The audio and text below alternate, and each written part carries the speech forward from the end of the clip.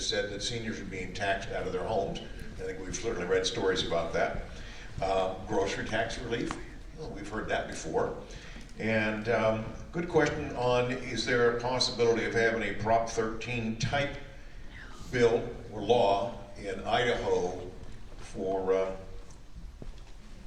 covering estate tax? And those of you who don't know, those of you who aren't from the occupied zone, there was one good thing that was accomplished some years ago with Prop 13 that fixed the property tax at the price that you paid for your home at the time, so that you weren't whacked as property taxes continued to skyrocket. You weren't being torpedoed, and so that's what Prop 13 is about. And then finally, is it possible to remove the state income tax, as 7 states have done so? You know, why don't you start? Start at your end. I have to play off of them. I have no idea what. Well, I'm happy to read the questions again. The second one, what was the middle question again? Well, we had grocery tax relief. That's an easy one. Okay. Let's start with property tax. There was a time when property was owned outright, and what was the term? It's not alluvial, it's Allodial. allodial. So then we went to fee, and this idea of you own property in fee.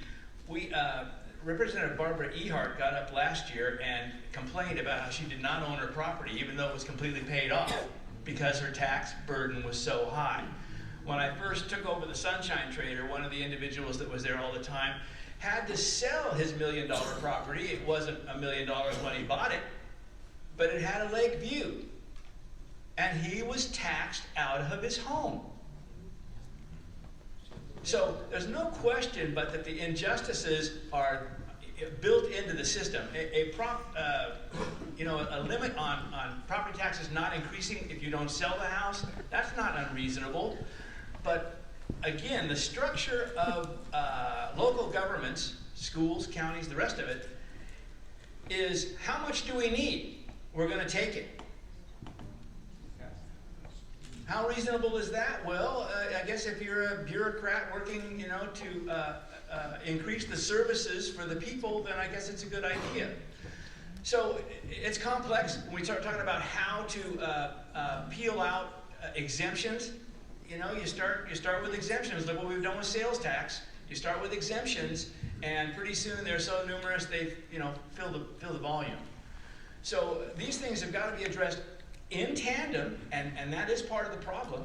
To think that you're going to be able to get rid of income tax, you would have to increase a tax somewhere. Perhaps it would be sales tax. There was a time when the number could have been 8% and taken care of that. I don't know that that's the case now. These taxing issues have got to be addressed at the spending level. At the spending level. I get it. If I'm working in a bureaucracy for 15 years, I deserve 1 or 2 assistants. I need to play golf twice a week or whatever. We've got to figure out a way to curtail the spending. And frankly, if you can't do it on a local level, you're never going to do it on a state level, let alone the rest of it. So I continue to work on cutting budgets. I think that the governor's initiative to cut the budgets by 1% isn't enough. But he's radiating, get it, gradually get it done. At least he's thinking along those lines. But if we have any kind of an economic downturn with the amount of debt publicly and privately that we have, property tax and income tax are going to be very, very important to whether or not we can get food on the table, because they will take it, even though it's a voluntary system. So to actually address those, yeah, we're still struggling with the nuances of how to address the property tax issue. But it is in tandem, and it does work together. And these three, at least the primary income, sales, and property, have got to be worked out a way so that governments are limited to the amount they can spend, period. And we know how much we're going to be taxed next year. 3% come on, let's be reasonable. Start cutting spending in government.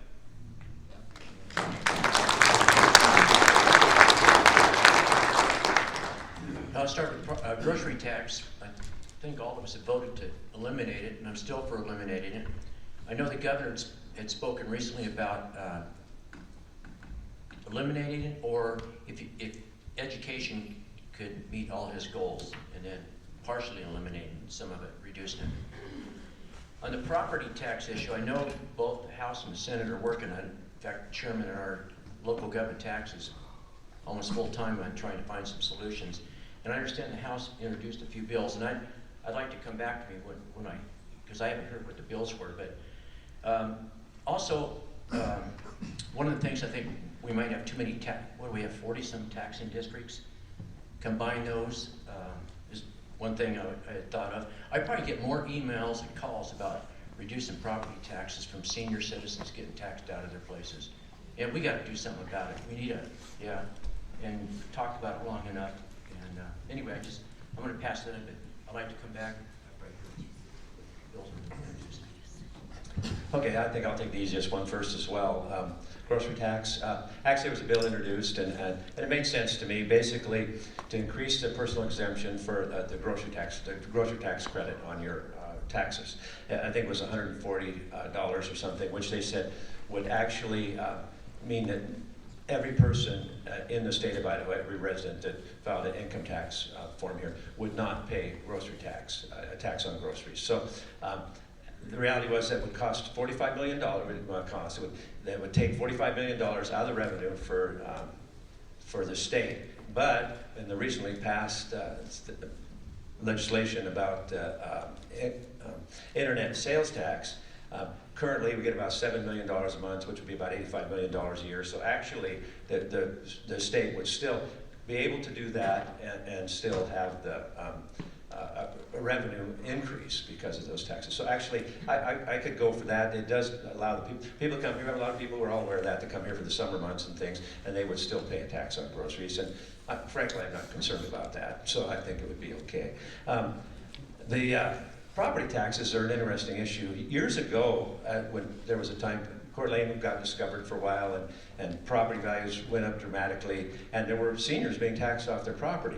And it was even kind of sinister because some of the people going around basically assessing properties and talking to people, so the seniors would point out that they wouldn't be able to afford to stay in their house. And I do know some instances where they said, well, if you decide you have to sell, I can help you sell it.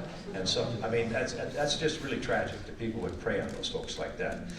But I've said for years that the communists are at least more honorable in some ways than our guys, because they tell you don't own the property. You're going to have to work on it, you can do all this stuff, but it's ours, and that's the way it is. Here, they say, you own it. Okay, but I got to get permission if I want to do anything on that property. Do I really own it? If I don't pay the rent, which is a property tax, they're going to come take it away from me after 3 years. And then, if I manage to get through all that, by the time I die, it's possible that the inheritance tax is going to take it away from my kids anyway. So maybe I never did own it, but I thought I did for a while, so I worked really hard to keep it up. And that's a real concern for me. So I do think we need property tax relief. However, I have two big issues. It's education, one for parental choice in education. The other one is the federal lands issue. And that is a mechanism by which the state can, because the state, there are legitimate functions of state government. And so the state, Idaho is a wealthy, wealthy state. We got minerals, there's even oil, gas in southern Idaho. There are so many things, timber, which is going to waste. There are so many things that Idaho could do if we were able to utilize some of the resources that exist in this state. And currently, with the 62% federal land issue, we're not able to. So there are counties, Custer County, 92% of Custer County is federally owned. They have no tax base. I mean, if the people in that county were going to fund just the roads, basically the state has to help because there's just not enough money. Idaho, part of the appeal of Idaho is that it's a rural state, and we all love that about it. But it also creates real problems because there are expenses. There are roads to maintain. There are different, prior to Medicaid expansion, the counties had to face indigent funds because there are people who can't afford health care. And so we are a benevolent nation. We actually give aid to countries we don't even like. So we certainly help our own citizens. Yeah. So we help our own citizens. So there are legitimate needs, and we just need to recognize where the money could come from, find some avenues to do it. And I believe that the one solution to this would be if the state took over, if not outright ownership, at least control of those federal lands. Income taxes. There again, the other states that don't have income taxes, they do other things, but the reality is the state does need money. So taxes are unfortunately necessary at some levels, so I'm probably not going to say much about that one, so thank you. I wanted to ask a question for the audience so I can take back your response to somebody in Boise that's proposing, maybe thinking about proposing some legislation. And that would be to raise the sales tax from 6 to 7%, and in turn eliminate the need for the ability to do levies, school bond levies. How many people would be for that? Wait, keep your, this is good for me. Thank you very much. So what Vito brought up, the number today to get rid of, we think the number today to get rid of state income tax is an 11% sales tax. So if a person did not want to pay any income tax, it would be 11%, basically a consumption tax. If you consume more, you pay more in tax. If you consume less, you pay less in tax. So that's kind of where that sits. As far as what Ron had said, I've got a little bit of data here that in 2017, there were 34 million trips made by visitors from outside of Idaho to Idaho.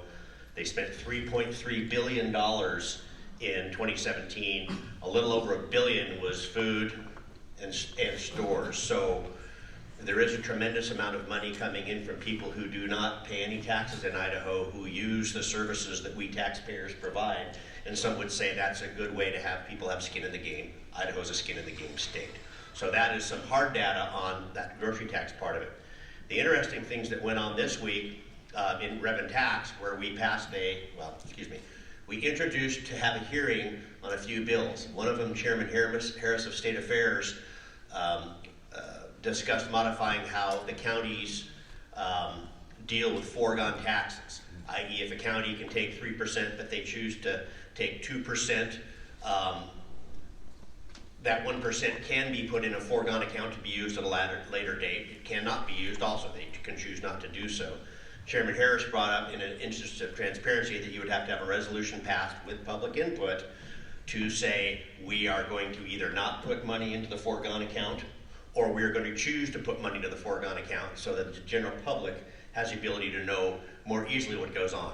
Because I can guarantee you, the most fun in your life is not going to be spent at a budget meeting. I mean, I'll just tell you that. That was one initiative. Representative Moyle, Majority Leader, introduced legislation. We'll get a hearing that would cap what the counties can spend at 3%. Now, today's current formula is the counties have the ability to spend 3% of last year's aggregate taxable value. They can also add the percentage of new growth that happens in that year, and then add the change in classification. For example, if you have farmland that you turn into a subdivision, the value of that land gets higher, that gets put on the rolls, and that gives them spending authority. So one of the bills that Representative Moyle put in was to limit that to 3% that the counties can spend, and there will be a hearing on that. The other one that's, I think, more interesting, and I've spoken to a few mayors who remain nameless who didn't seem to have a problem with it, and that was a 1-year freeze, which means that and when I say counties, that's not being fair, because people that tax you are counties, they're cities, they're cemetery districts, they're highway districts, they're education, they're levies. You have urban renewal, and there's a cost to urban renewal that goes into what your taxes are. So it's not just counties. We shouldn't pick on counties, but Representative Moyle has we're going to hear a bill on for 1 year and 1 year only to freeze this expenditure to what it was last year, to give the taxing districts, cities, counties, cemetery districts, fire districts, the ability, let's step back. What are we doing here? Let's look at this. Let's see if we can do something to control our spending. And I think that's going to get a lot of traction, because I think what it will do, and what my hope would be, is we get the citizenry involved in the budgeting process. I know that's painful. It's painful for us. But you folks need to make decisions. You need to make decisions on your electeds on how they want to pursue the future. And a big portion of that is tax policy at the local level. Okay? The legislature is responsible. We have a process set in place. And But if we can't come at the local level to a good result, the legislature will need to act. And if the legislature acts, I don't think the local spending units are going to like it as much as if they come up with a solution. So there are other ones that will come through. It'll be quite interesting in rev and tax. Because the key is, everybody that I serve on that board with, even my Democrat members, want to lower the burden on people. We have to understand that comes from a local level to begin with. So that's what we're going to be working on. I don't want to consume all of the time for this question. I'll talk briefly about the groceries tax. I think the increasing the credit is a great concept. I don't mind taxing out-of-state individuals like Representative Mendive. I'm happy for them to come and pay taxes here in Idaho. The Governor Little, State of the State, indicated he wanted to put $35 million into grocery tax relief. I can tell you that number, if it was just driven into the actual sales tax on groceries, wouldn't be enough to cover the total amount of the grocery tax receipts that we receive every year. So if we're going to make a fit this year, I think the grocery tax credit would be the more likely route in covering basically 99% of individuals in the state of Idaho is the number that I heard. The other part with property tax, I think it's really, really important to just have a basic understanding of how local municipalities, counties budget compared to the state. The state puts out, we estimate our tax revenues, and if during the year we don't get that amount of money coming in, we have to cut our budgets. The local municipalities and counties and taxing districts basically set their budget, and then they figure out the right amount of taxes that you'll have to pay through your property taxes to get that amount. It'll always hit, at the end of the game. And so I think that's important to consider is, those levy rates, mill rates, and your valuations all fluctuate based upon the entirety of the budget.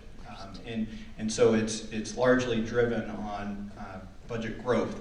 And I'm actually going to dare to compliment a lot of our local politicians here in holding the line fairly well in budgetary growth. I can tell you, we hear from our colleagues down in the Boise and Meridian area, and they have not been holding the line. And those are where you're hearing a lot of complaints, and their property taxes. Obviously, valuations are going up across the board, but that doesn't necessarily mean that you'll pay more in taxes. Those individuals down in the Boise and Meridian area have seen their property taxes go up in correspondence with their valuations going up, and they are in a world of hurt down there. Yeah, as Paul brought up, the governor's state of the state was a $35 million grocery tax relief. As Representative Mendive said, it's 45, and it might even get as high as $50 million. So the House Tax Committee looked at what we have in the sales tax, the internet sales tax account, knew that we had enough money to more fully cover what people spend on grocery tax. And again, it's a misnomer. It's not groceries.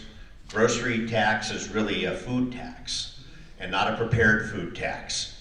It's fruits, vegetables, meat, poultry, fish, dairy products, breads and cereals, other foods. That is what the proposed legislation that Representative Giddings, I believe, is going to get a hearing on next week in Tax Committee. That bill, when they say repealing the grocery tax altogether, that just covers food. It's a SNAP decision that I've got the wonderful SNAP description, which I have a copy of. So you'll still pay on paper plates and Tide and diapers and things like that. So the $35 million the governor did was a good start, but I think what we've talked about in the House Tax Committee at $48 million gives a much better benefit to the Idaho taxpayer, which is the goal of all this grocery tax reduction. So, and that's one of the reasons I am appreciative that we set up a separate account for the internet sales tax that's coming in so that we could use that specifically for tax relief and not get lost in the general fund. So those are good facts for you to have. I think that increase in the credit will, like Paul said, 99% of the people will benefit by it. Yeah. Well, you can see there's a lot of passion on taxes. I believe that we need to repeal the sales tax on food because I think taxing food is just wrong. And I also think it's wrong for the government to collect money from people, everybody, and then decide who gets what portion of it back. And that's what we do with the grocery tax credit. Either tax something or don't tax it. Let's make it straight up and down. And that way, if you are thrifty when you shop for groceries, whether you spend a lot, the government's not deciding on what's the appropriate amount of groceries that shouldn't be taxed. So I support a complete repeal of the sales tax on food.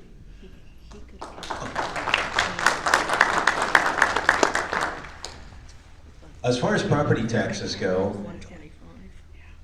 I don't know who knows this, maybe most of you do, but 100% of property tax is spent locally. Within 100% of the taxes you pay on your property in Kootenai County is spent in Kootenai County. If you want to affect, regardless of what the legislature does, if you want to affect your property tax bill, elect people to your city commissions, your county commissions, your school boards, your highway districts that spend less money, and don't ask for more services. That would lower your property tax bill. That's the solution that you can do regardless of how complicated the issue is.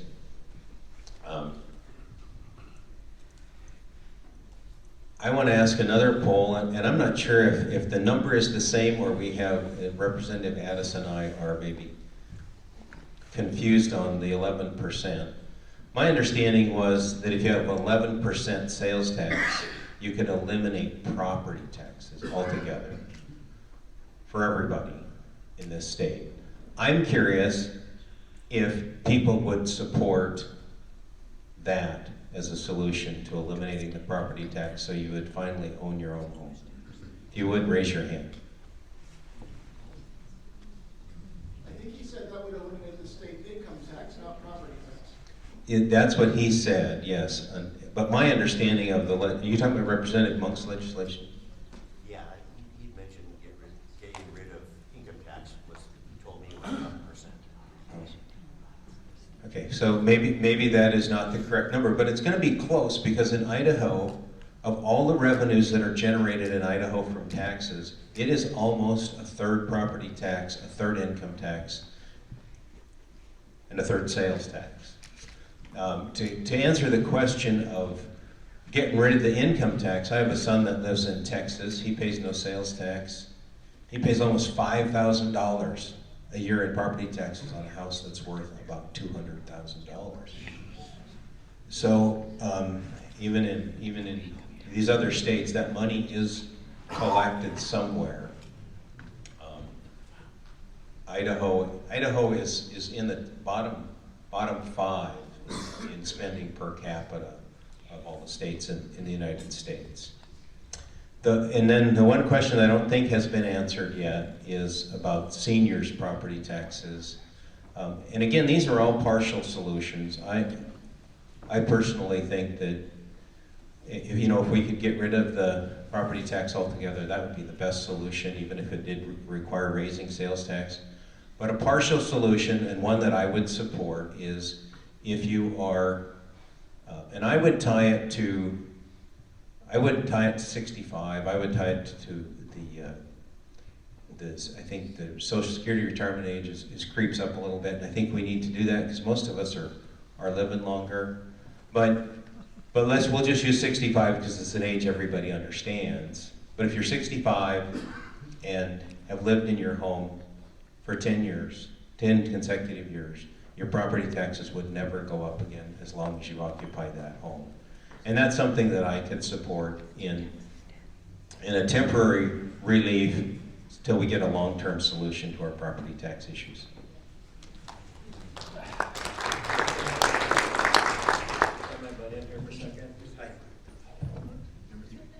This one work? Okay. Anyway, I have it here. This is the forecast revenue for the state of Idaho for 2020. And sales tax generates 43% of the state's revenue, and individual income tax 45%. So they're almost equal. So So pick your poison. Either one would work. It would be 11% for either one if you wanted to get rid of that. So Taxes and death. Those are the only two certainties in life. Okay? Do we have to pay taxes? Give to Caesar unto Caesar what is due to Caesar. So it is a requirement for us to receive the services that we get. Somebody's got to pay for these things, roads, schools, everything else.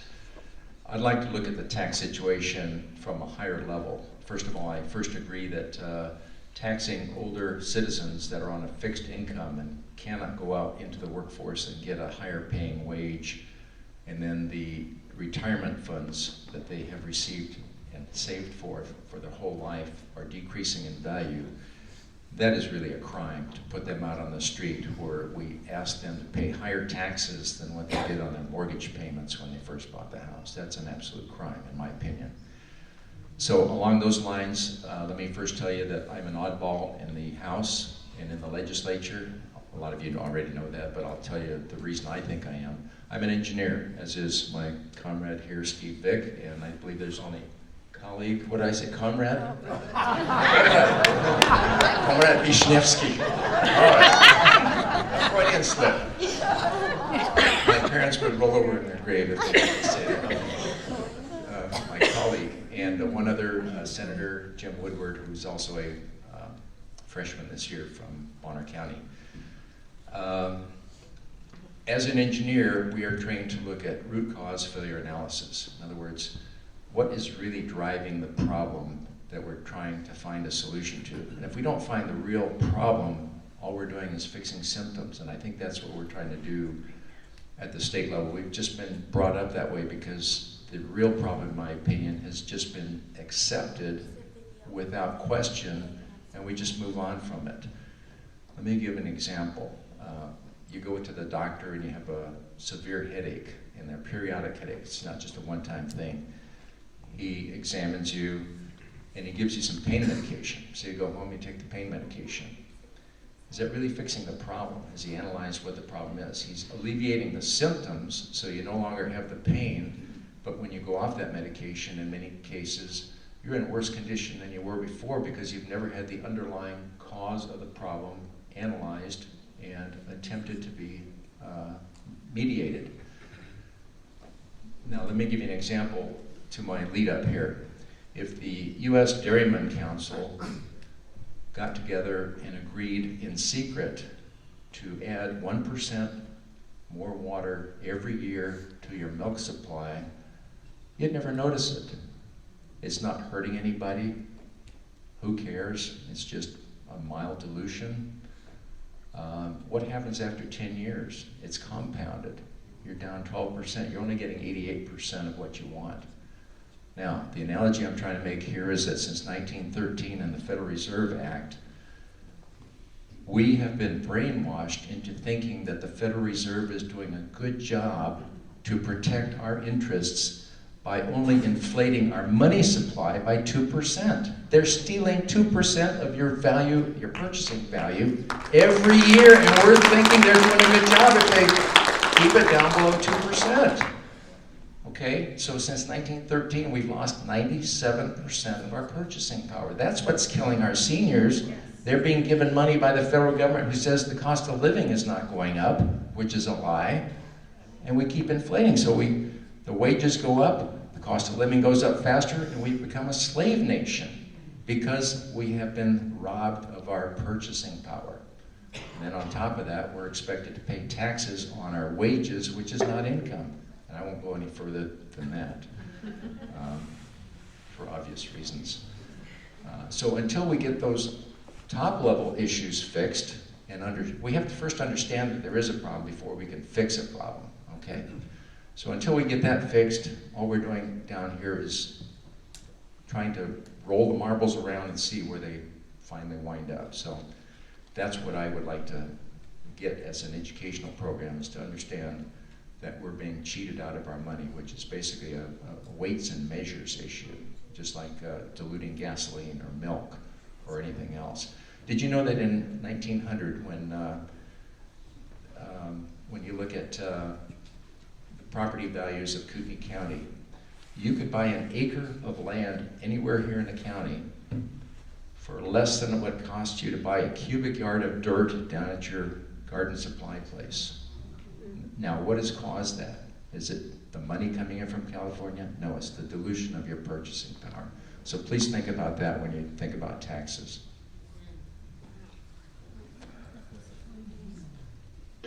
So have you heard enough about taxes?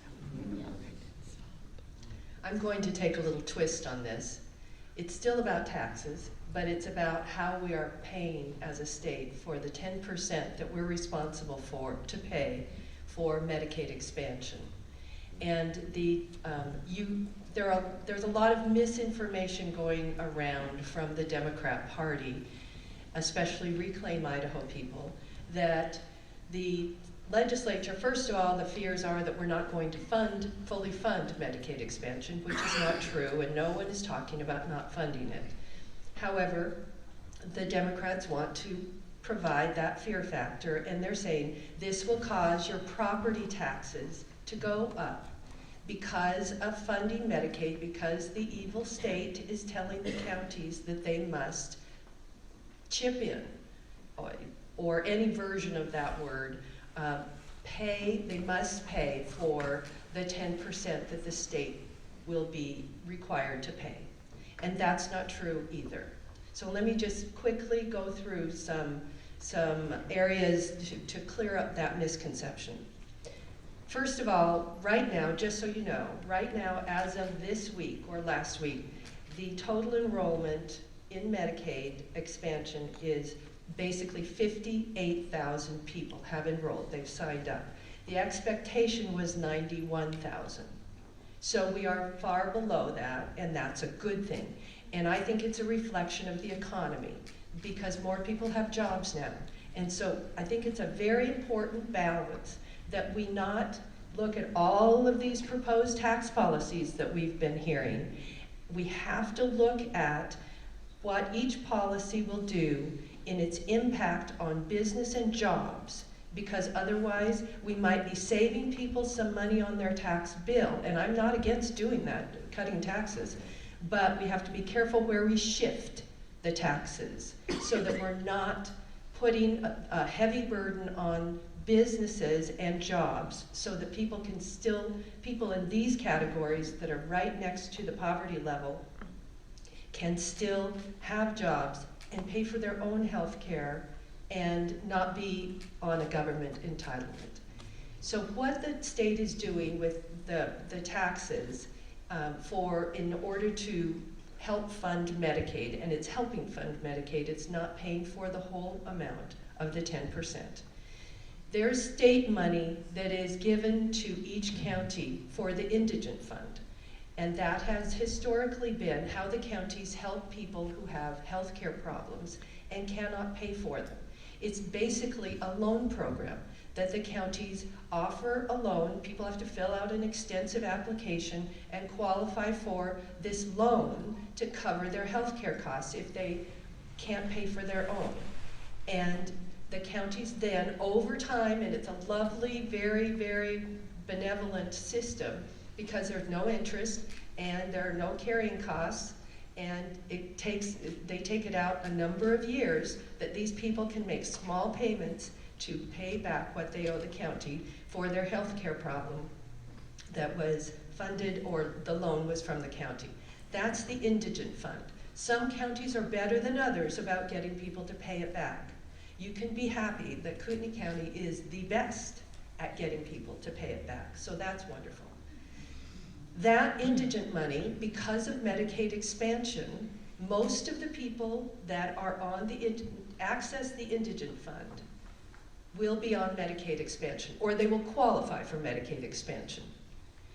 So that money that the state funds to the counties for the indigent fund will not be needed as much. So I sat on the interim committee, as did Representative Addis, and we examined all of the factors involved in this whole taxation issue, and pulling back some of the money from the counties And some of the money, there's also money that is in the correctional system for the healthcare costs of prisoners, the people in the correction system. And there's also in the, what's the other one? My brain is not working especially well today. And, pardon me? Well, the Millennium Fund is separate though, but that's not really taking back money that's for the indigent fund. And the CAT fund, the catastrophic fund at the state level. So all of those bits and pieces are being pulled back, and our interim committee decided to basically take half this year. We'll take about half of each of those state-funded healthcare costs that we historically have given to these different groups, and we will wait for a whole year's worth of data on Medicaid expansion to see how much the counties or the correctional system or whatever still need. And so that's the idea. We are not trying to, so the twist on this from the Democrat side is that they're saying, well, taking back the money that the poor counties have, they never say that it came from the state to begin with in order to help the counties. Taking back that money is going to raise everybody's property taxes. And it won't, because that money isn't going to be used at the county level anymore. It's going to be, those people will access Medicaid expansion. So I just wanted to clear that up, because there's a lot, it's a little bit tough in the legislature, because these things are not simple answers. These issues are not easily explained, and we don't have the opportunity very often to sit down with you like this and talk about the details of what's going on. And so it's easy for a one-liner in a newspaper article or on a TV newscast to bash the legislature. And it's always the evil Republicans in the legislature are all these terrible things. So I want you to always wonder, when you hear those things, just wonder, what's the real story? Because there's a lot more to it. Senator Vick and I were invited, as there were many others, but in the legislature that were there. I think that we were the only two on this panel that went to a lunch yesterday down in Boise. It's an annual event, or was it the day before? So they all, you know, when you have this cold, it runs together. But we went to the Pundits Lunch, it's called. It's a city club. Were you there? The city club. Well, it was a huge auditorium. I mean, convention area full of tables. So if Tony was there, he wasn't sitting close to us, were you? Table 33. Okay, well, I was at table 13, so we were a ways away. Anyway, and they had a panel of almost all media people up there discussing what the legislature is doing and what they predict we are going to do. And it was like they're just bashing and bashing and bashing, and they're coming up. In fact, this idea of property tax increase because of Medicaid expansion was brought up, and they were having a lot of conjecture about all these terrible things that were going to happen to the poor counties because of this, and yet they never asked the question. They never asked anyone who knows what the whole situation really was. They just got their negative comments out. So it's too bad, because there's really good information that we can share with you. And apparently that's, oh, and would you like to know that in Kootenai County, 4,859 people have signed up. It's not the biggest county. Ada was 12,000 something, but, and the lowest was, what's the lowest? Boise County, with 228. But it is, I think, a really important issue. If you have questions, please ask us for the rest of the story. Just don't believe what you hear on the news. And I have a real quick comment here about House Bill 359 is a bill that would eliminate the property tax and replace it with an 11% sales tax. It was just printed yesterday. That's the bill that I was talking about, and will be followed up by a resolution to propose a constitutional amendment that property taxes no longer be allowed in the state of Idaho. So if you're one of those people that raised your hand and would like to see the elimination of property taxes in Idaho, There's a vehicle by Representative Monks from Meridian that you can write to your legislators and say to support that legislation. So anyway, I just wanted to clear that issue up. Quick question, those legislators own property, would they have to recuse themselves? The rule on conflict of interest is that if you are not in a general class of people, so if for some reason we were the only ones that own property, we would have to recuse ourselves. But since a vast majority of people, then we're in a general class of people that own property, so no, we would not have to recuse ourselves. And one of the reasons I think that came up when I first got down there, I inquired about a Proposition 13 type of situation and got caught up in my first session. I've been talking about it earlier this session, and there was cited some sort of an Attorney General opinion that had a concern about differing taxes that in Idaho would cause it not to be good. I didn't follow it up. I was going to try to get that opinion, but I think this proposed statute would eliminate the need to do that. But we were asked about Proposition 13, and I think that's one of the reasons that nobody has put a Proposition 13 type bill out there in quite a while. They have thought that part of it would have been ruled unconstitutional. So, Well, we've been having, I think, some very, very good